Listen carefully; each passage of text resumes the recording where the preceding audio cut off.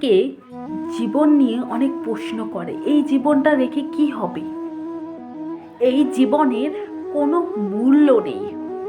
এই জীবন রেখে কখনো চলা যাবে না, এই কষ্টের জীবন রেখে কখনো চলা যাবে না। আমি তাদের জন্য বিশেষ করে এই ভিডিওটা করছি, যারা নিজেকে জীবন নিয়ে প্রচুর ভাবনা চিন্তা করে।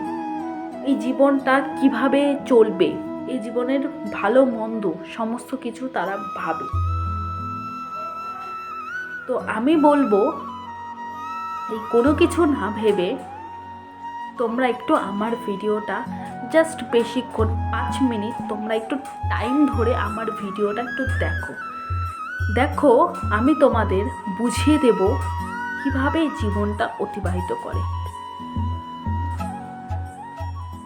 তো আমরা আমাদের জীবনটা কেমন, ছোটবেলায় শৈশবে মা বাবা মানুষ করে, বড় হয়ে বিয়ে থাওয়া করি, আমাদেরও বাচ্চা হয়, ছেলে মেয়ে হয়, আমরা একটা বয়স্ক হই, ধীরে ধীরে সংসারে মায়া ত্যাগ করে চলে যাই।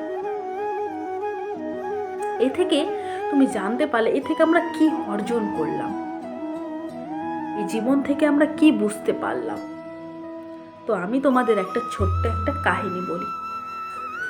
সমুদ্র যখন সে বাষ্প হয়ে আকাশে যায়, আকাশে মেঘরূপে ভেসে বেড়ায়, মেঘরূপে ভেসে বেড়ানোর পর সে বৃষ্টি রূপে ঝরে পড়ে, ঝরে পড়ার পর একটা বড় নদী তৈরি করে,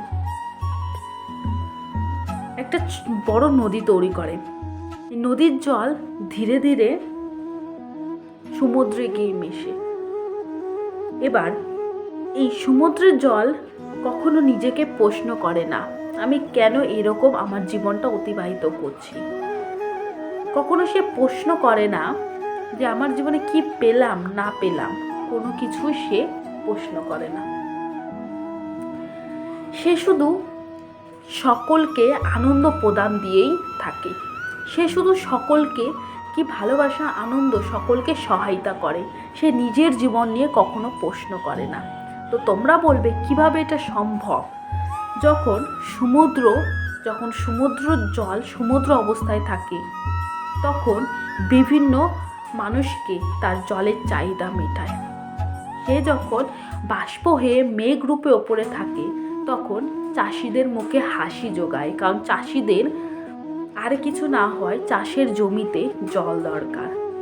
যখন সেটা বৃষ্টি রূপে ঝরে পড়ে, কিছু কিছু স্থানে হাহাকার, জলের যে চাহিদা সেগুলো পূরণ হয়ে যায় যখন বৃষ্টি রূপে ঝরে পড়ে। বৃষ্টি রূপে ঝরে যাওয়ার পর তারপরে যখন সে নদী রূপে থাকে, তখন কিন্তু বিভিন্ন মানুষকে তার বিভিন্ন গাছপালা, পশু পাখিদের তার আশেপাশে থাকার সুযোগ সুবিধা দেয়। দেখবে নদীগুলোর পাশে অনেক গাছপালা জন্মায়, এ থেকে সেই নদীগুলো তাদের চাহিদা পূরণ করে। এভাবেই তারপর সেটা সমুদ্রের জলে মিশে যায়।